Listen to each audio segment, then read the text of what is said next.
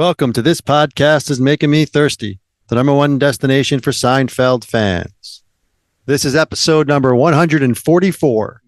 You know today's guest as the voice of Didi Hill and Nancy Gribble in King of the Hill. You've seen her in 6 Feet Under, Spin City, ER, The Drew Carey Show, The Larry Sanders Show, and of course, she played Marion in the season 3 episode of Seinfeld, The Library. Please welcome Ashley Gardner. Ashley, thanks for joining. Thank you for having me.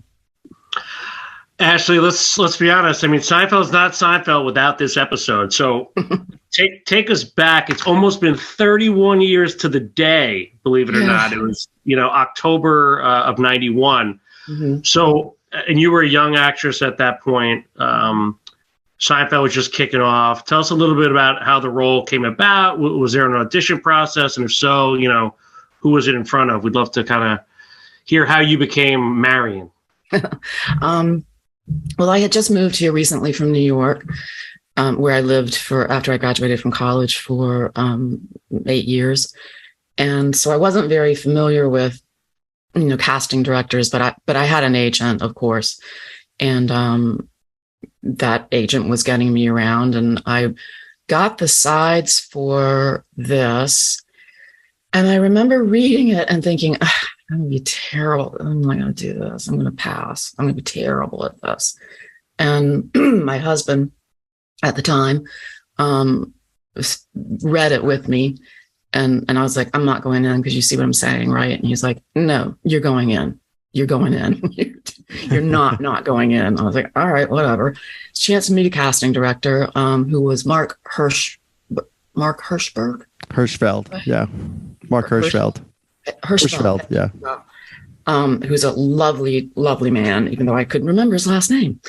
And so he brought me in, and it was just, he and I in the room, and I read, and he, kind of shook his head, and he goes, "Can you come back later this afternoon?"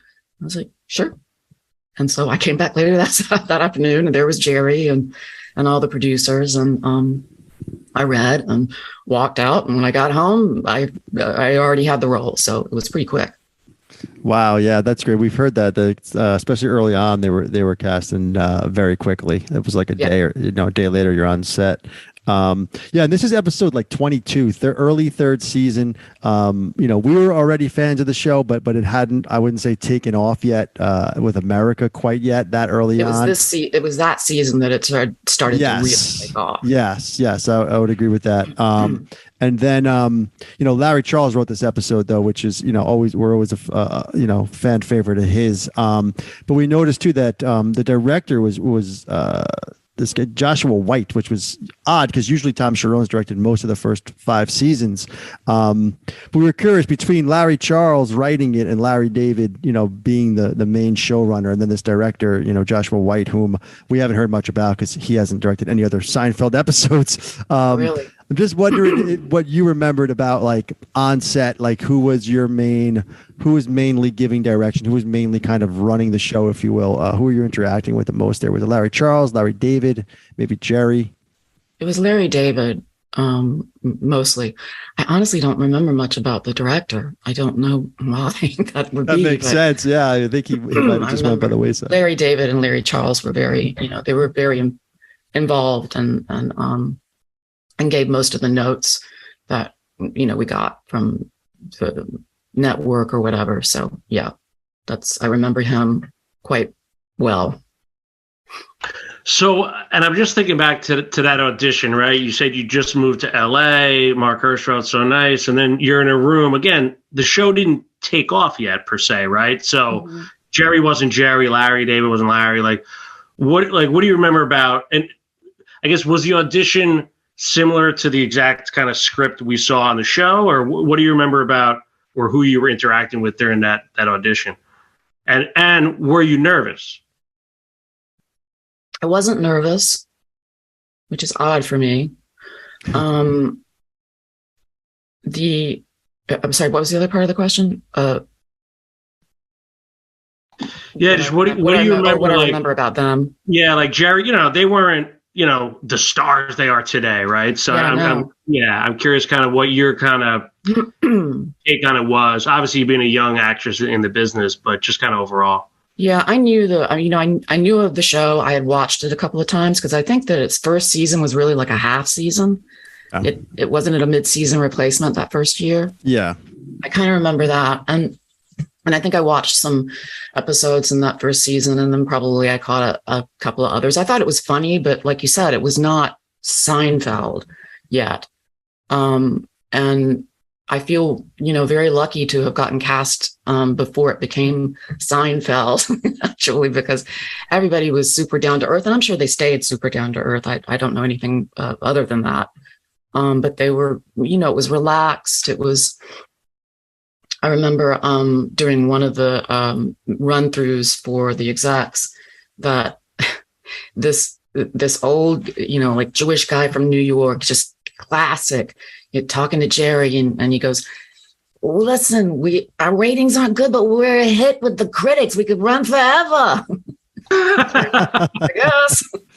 But that was back in the day when they let a show build, and the ratings weren't that good. I mean, they weren't tanking or anything, but it was not the juggernaut that it went on to be at that time. Yeah, that's true. I'm wondering if that was George Shapiro, perhaps the character that you were describing there, Jerry's manager, one of the producers. But yeah, and we consider season 3 up there with the best seasons of the show. 3 and 5, it's pretty much a toss up. I mean, and in large part due to your episode and your role. And of course, we'd be remiss. I mean, Philip Baker Hall as Bookman is one of the most talked about guest stars in any show, let alone Seinfeld. And we lost him pretty recently. But just talk about I'm sure. I mean, maybe I should ask, but were you on set during the kind of that whole week of taping and kind of seeing all of those different scenes, the ones you weren't in, even with Philip Baker Hall, and maybe talk to what that was sort of like watching him with Jerry with those lines and just delivering one of the best scenes in TV history. And he does come out with you too as well, with Kramer in the library. Hello, right? So yeah, just kind of working with him and those kind of iconic scenes. Is there anything you remember there? Yeah, with a sitcom, you're there pretty much. Your days start out really short, and then they build, but you don't. If someone's on the stage, rehearsing, you don't go home. You just go to your dressing room and wait your turn to come back down. So yeah, I saw all that going on. He was delightful. It literally revived his career. He had a good career, but he was getting older and things weren't coming to him like they used to. And this just absolutely skyrocketed him. It's amazing to see. Yeah, he was really sweet and easy to work with. And from what I could see, we only had that little bit at the end. But yeah, it's so funny because looking back on it 30 years ago, I thought he was ancient. I thought he was 85 years old. To me, that's how old he seemed. And he couldn't have been. I mean, he must have been in his 50s, maybe, but he just had that old guy look to him, I guess. Yeah, that's really funny. Yeah. Yeah, that reminds me of Mr. Miyagi, right? The guy Ralph Macchio is older than Mr. Miyagi is now, but you wouldn't know it because the way they portrayed people in the 90s was it's very different. So yeah, I mean, Philip Baker, what a just an incredible episode. Like we said, it didn't take off yet. It was the smaller show at that point, and even the guest stars was pretty much you and Philip Baker Hall, right, for the most part. Yeah, that was when they were. I feel like the show eventually stopped giving such good guest star roles. Like the roles became small. From what I could see, the roles became sort of smaller. Like I was early days where you got pretty good guest star. If you got a guest star role, it was a pretty good role. It was integral to the plot. So yeah, that was. Yeah, we agree, especially in those early years. We've touched on it a lot. The all the big four, they let the guest stars shine, and that's kind of why the show had such success. So, but let's start with that first scene, right? In the library, you're sitting there stamping away, right, on the on those books, and then Jerry and Kramer kind of just staring at you and having their, mundane conversation. And obviously, she needs a little Kramer. And then that kind of famous line that he gets your attention, what's a guy got to do around here to get a library card? And then kind of that chemistry is formed when you give him that look. We've heard so many great things about Michael Richards, from his preparation to his kindness on the show. Yeah. Obviously, you worked with him the most, I gather, on that episode. Would love to hear a little bit about your thoughts on Michael Richards and kind of that chemistry you guys did have. Yeah, I mean, it was pretty obvious, like right off the bat, that we clicked, which was good because I don't remember him being in the audition. He wasn't in the audition. So, I could have gotten on set and it might not have worked, but with sitcoms, it's not, you're not likely going to lose a job over slight loss of chemistry, but back then especially. But we definitely clicked, and we became very friendly and talked a lot, and he was incredibly generous, and it was my first television job, so he was caretaking me somewhat in terms of like, you need to speak up, or you just whatever little things that I was confused about, because I had done a lot of theater, and obviously sitcom is very close to theater because you're in front of a live audience, but there's a lot of differences too. So yeah, he was adorable and sweet and cuddly, even though he's like 18 feet tall. Yeah, and you mentioned it was your first TV show. I'm always curious about, like, we hear so much about how Seinfeld, especially then season 3, how they weren't really, your typical sitcom set, right? They didn't come from that world. They kind of that's why it's such a great show. It was so much different than anything anyone's seen before, right? It came out of nowhere with Larry David and Larry Charles and Jerry and Melman. I mean, these guys were not sitcom people, right? But then your career, you went on to do so many shows and so many hit sitcoms, especially Spin City, all these shows that were just like juggernauts, Just Shoot Me and You. What did you kind of, looking back, kind of take from, seeing how they worked on the Seinfeld set compared to some of the other sets without going into too much, not looking for dirt. I'm just, differences and just kind of what you learned and how they operated with, versus. Well, one thing I took away from it was, as my career progressed and I got more and more jobs, and, that I was doing episodic as well, but for sitcom especially, I was so lucky to have that as my first experience, because it was laid back and there wasn't, the executives came, but it was like that guy I explained who was just like, they didn't get in the way.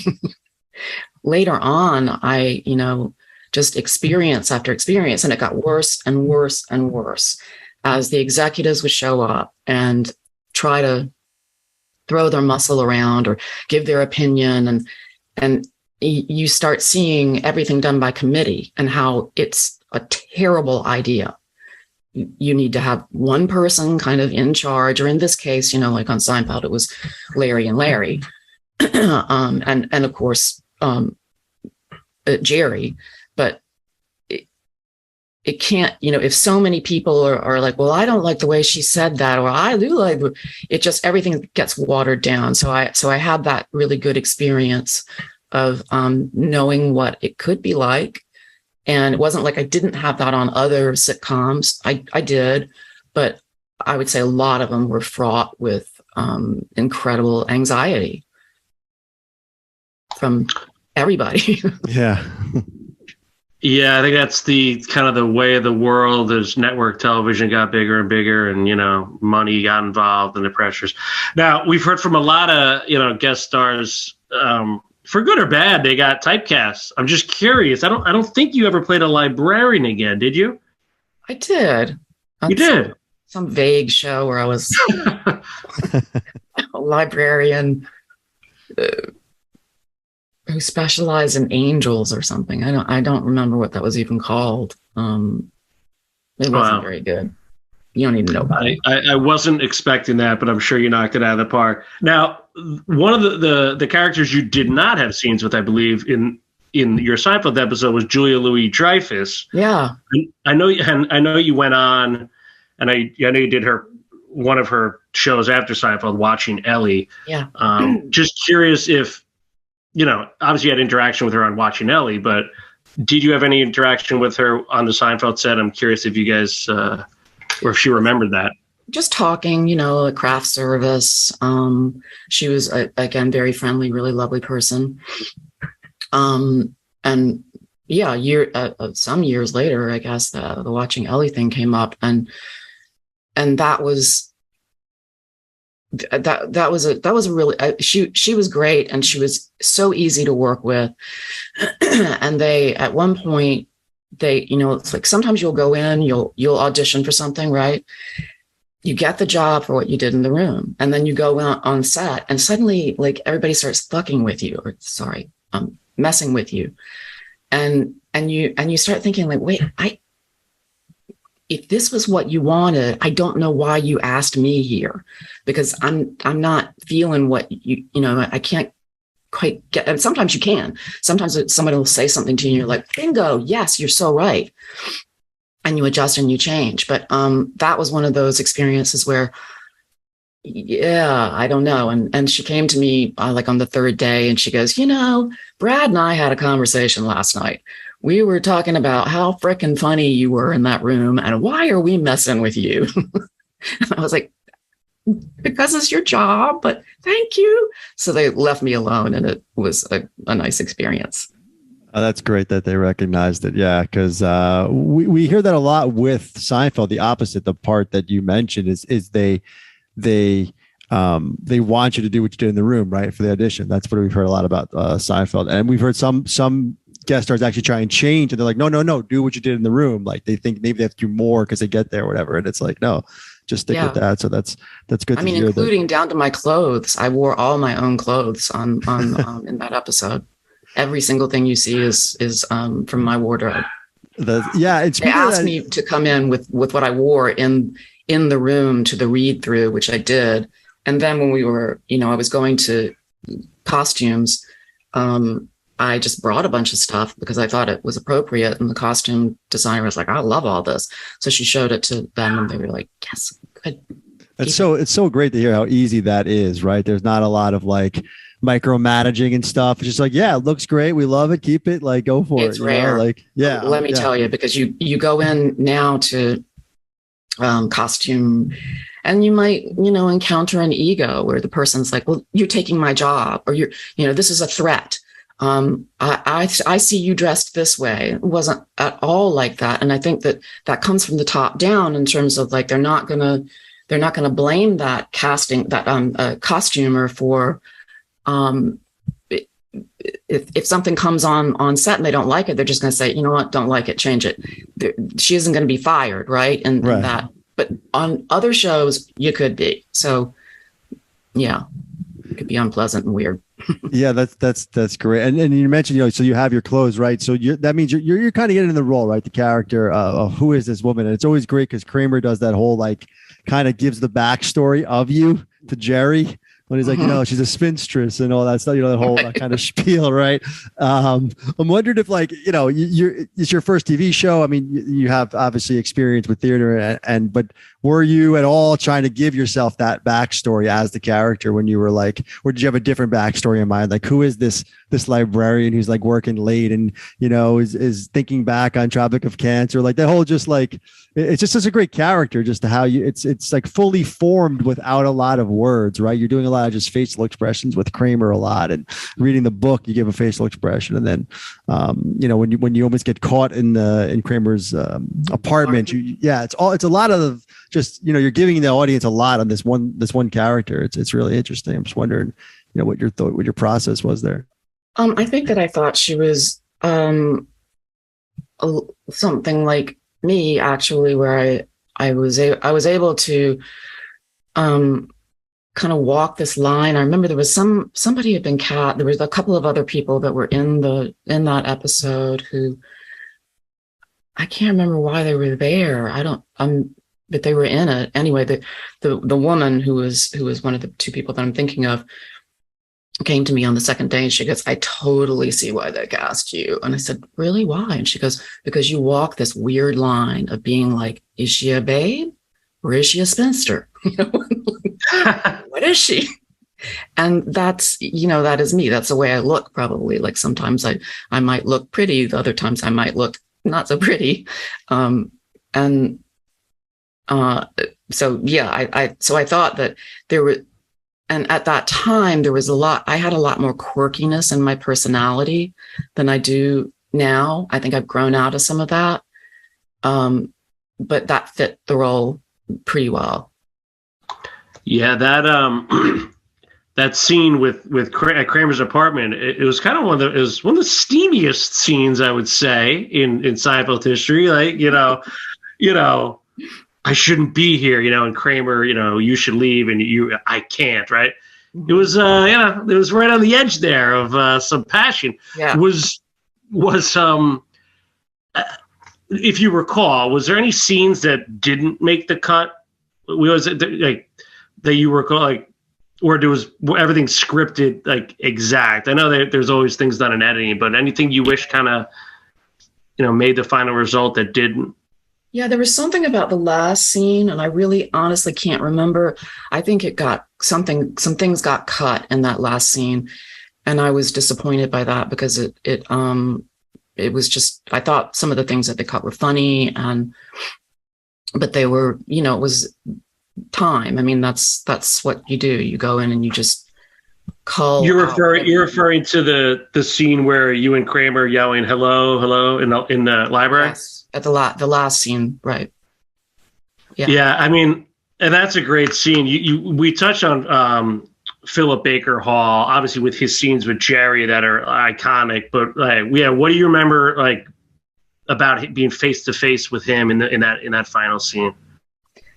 I remember that we were all trying not to laugh because he was funny, and I guess I was looking sort of super scared of him, and it just was sort of funny, and we all thought it was funny.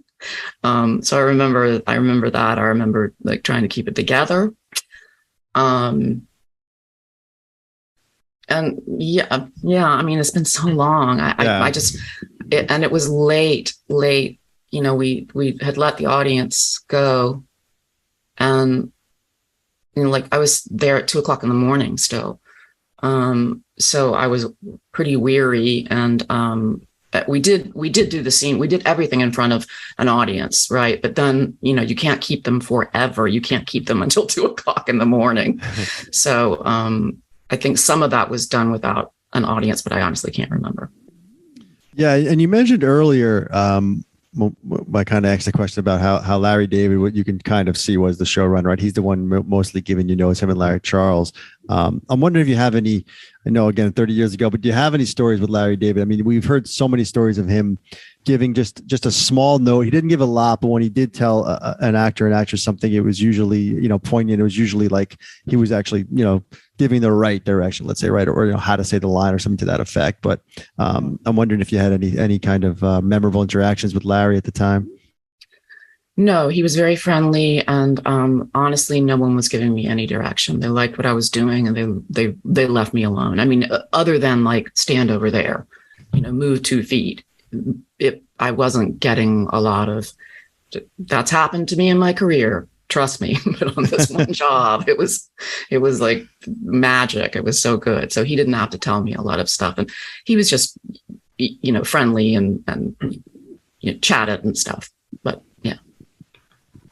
So Ashley, you were born in South Africa. Is that true? Obviously, you went to Wikipedia. And we don't always believe it, but Wikipedia has it wrong. I should straighten that out. I just think it's funny. I've never been to South Africa, much less was I born there. I was born this is a running joke on our podcast. This happens to us all the time. Really? Yes. Other times? Yes, yeah, of course. Like 4 or 5 times to us. Oh my gosh. Well, it's exotic, isn't it? I was born in South Africa. when I first read it, I was like, yes, I was. But, no, I'm Southern through and through. I was born in Rocky Mount, North Carolina. Oh, nice. Oh, Rocky wow. Mount, North Carolina. I've stopped there a few times. It's a great city. Oh. Yeah. It's a great So, all right. So Rocky Mountain, North Carolina, and fast forward, you're in Hollywood. I know you had obviously the theater background and dance, but when did you have those? How did you know you had those kind of comedic juices, obviously, right? To be on some of the funniest shows of all time. Would love to just kind of, at what age did you know you kind of had it, or who inspired you and who told you that you could make it in this biz, essentially? I knew I was funny growing up because people, would laugh at me, laugh at the things I said. So I sensed that I had good comic timing. But I will say, and this is horribly embarrassing, that I went to a small private school in Rocky Mount, and there was only 2 years that we had a drama teacher. And I mean, I graduated in a class of 18 people for high school as well as college. Isn't that weird? But so there was 2 years that we had this drama teacher, and so I got to do some plays, which I had never gotten to do. Even though I wanted to be an actress, I was telling everybody that, and everybody was like, "Why? I mean, what?" And she was I can't remember her name now, but she was wonderfully helpful and so encouraging. And, she was like, "You go for it, go try to get into the North Carolina School of the Arts. You're really talented." And so she had a big influence on me. Mrs. What's her name? That's great. As Chris mentioned, your career is just speaks for itself. But I mean, we'd be remiss if we didn't bring up King of the Hill. I mean, Mike Judge is a genius. I love all his stuff, and I know you're involved with Beavis and Butthead too with him, and we've had a few guest stars from Silicon Valley, which was his show as well. I mean, he's just done it all. Just wanted to get your thoughts on sort of working in that world, that animation world, doing voiceover, working with Mike Judge, and just what was your takeaway from that whole experience? I mean, King of the Hill is an iconic show, obviously, so that must be a nice. Yeah, I won the lottery. Let's put it that way. I didn't get, I tested for Brittany's role. It was between her and me, and my manager called me. I told this on another podcast, but whatever. My manager called me and said, "You're the favorite. You're the favorite." After I was like, "Yes." And then she called back a half an hour later, and she's like, "You didn't get it." And I went, "What happened to me being the favorite?" And she goes, "I guess you weren't the favorite of the studio," because it was like the network and the studio, two different entities. And I got off the phone. I laid down on my floor and I cried. I was just like, no. And a few minutes later, the phone rang and she said, "Well, they must really like you because they've offered you this other part. And it's just, it'll recur for sure. Do you want to do it?" I was, of course I do. So it went from there. And I think the thing that people most want to know about is the word "shug" and where that came from. And yes, it came from me. I said it in the first read through. I improv'd it. And it was the accidental smartest move I ever made because it defined the character to the writers. And I saw it in the room. I saw it got a big laugh. I don't know why the word "shug" is so funny, but and they ran with it. They just were like, "Got it. We know who she is." So that helped me be on the show a lot more than possibly I would have been, I think. Wow, that's a grey story. And I always think about the dynamic of a cartoon series versus something like a Seinfeld. And we just don't know. How is it the camaraderie? Are you there with Brittany, Mike Judge, all these guys at the same time, or are you kind of cutting things in different silos? No, The Simpsons, I think they all recorded separately. We all recorded together. We were in the same room together. If you couldn't be there, you couldn't be there. If you were, out of town, you had another kind of a job. They were very flexible in that way, and you could call it in and do a temp track. But we had a Friday read through, where we'd all show up at Fox, read through it, the writers would go away, and then we'd get a script. Most of the time, especially in the early years, at like 8 o'clock in the morning, we had to be there in a couple of hours. Like they worked through the night. I'm not kidding you. We didn't even have time to look at the script. And especially I didn't, because I had twins, little teeny twins at that time. So yeah, we recorded together, and the camaraderie is just, when you are, we ran for 13 seasons. So that's a really long time to know people. That doesn't happen. That does not happen on any kind of a show. If you run for 10 years, it's hello, it's Friends or whatever. This, and we weren't ready to go. We got unceremoniously canceled. So yeah, everybody, we were like a family, so, and hopefully it's coming back. Oh, that's great. Is that in talks to have it come back? I didn't realize that was in the, I guess it was the Hollywood Reporter or something, that he and Greg have formed a production company, and they want to bring King of the Hill back. Oh, that's awesome. Definitely looking forward to that. I don't know how. That's what I'm a little bit curious about. Like, is it going to be back on Fox, or is it going to be a streaming thing? I'm not really sure about the details at all, but yeah, it's in the offing possibly. That's one of those shows you just, I don't know, you're watching, football on Fox, and then King of the Hill comes on. It's like, one of those things that's just always present. Yeah. And we'd be remiss, there's always these Seinfeld connections, but you spend a little time on the George Carlin show, another comedic genius. And I know Mike Haggerty and Anthony Stark, they're both on our show. We lost Mike this year as well. Would love to hear how that kind of experience was. And I don't know, do people do these old Seinfeld guest stars talk about Seinfeld when they get together, or no? Is that just wishful thinking by us? Yeah, I think that's wishful thinking. I mean, I don't know that I've ever been in the same room with somebody else that guest starred on Seinfeld. I suppose if I was, we might talk about it. But I haven't had that experience yet. But George Carlin was a lovely, lovely man. Really sweet and welcoming. And I didn't like what I did on that show. It was a bizarre, like, I was supposed to be playing the mother of this guy who was older than me. And the joke was that I looked younger than him, but it didn't read. It just didn't, like, at the end, like, the audience, it was obvious that I was actually way younger than him. It should have been somebody who was older, who had had more plastic surgery, but I've not had any plastic surgery, had plastic surgery and looked sort of younger, but odd. But so anyway, I enjoyed my experience, and I was disappointed with what I did. Well, yeah, I mean, sometimes things don't, as long as I think personally, if you enjoy your experience, that's usually, it's better than if it's the other way around, right? If you liked your part, but didn't have as good a time, maybe.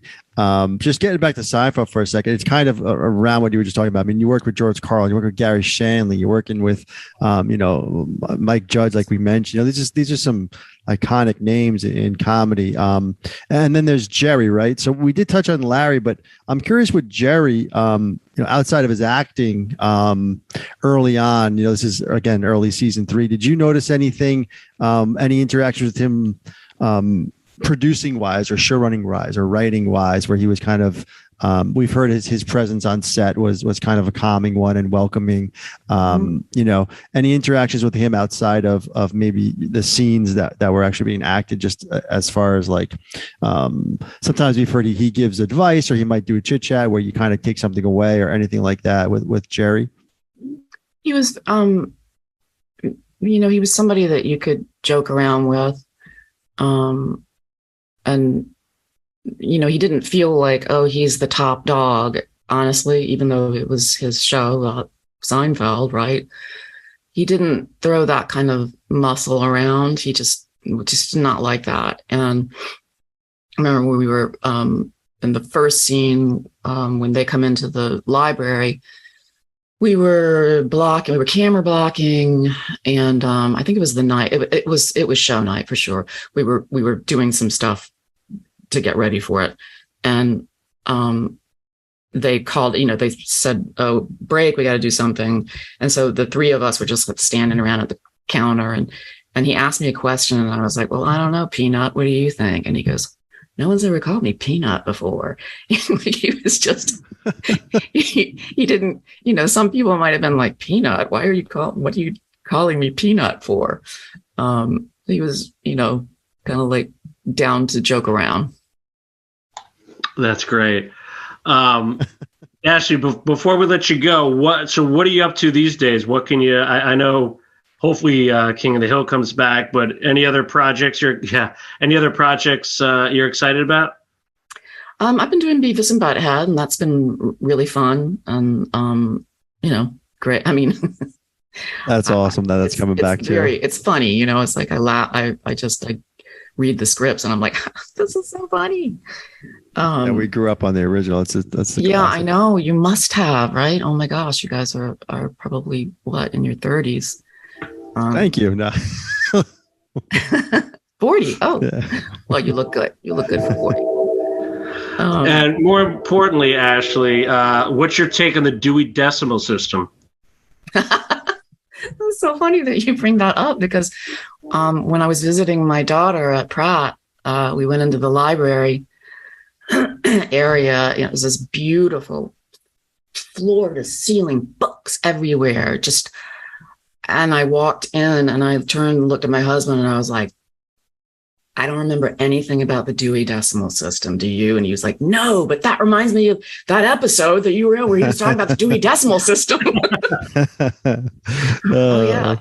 I bring it up a lot. I got a master's degree in library science. I bring it up on our podcast all the time. Maybe you can explain Dewey Decimal System to me. Re-explain it. Kramer was right. Put it that way. Dewey was a real. He wasn't a very nice guy, Dewey. He was a scam artist. That's the bottom line. Kramer was right. He the whole thing was a sham. Kramer was 100% right. Good to know. Me. But yeah, let's be honest. In America, we don't go in a library these days without thinking about you. So, thank you so much for that role. It was a classic, memorable, and we still obviously enjoy it to this day. So, thank you so much for your time tonight, Ashley. Sure. Thank you. Thank you for having me. I really enjoyed it. Thank you. This was great. Okay. Bye.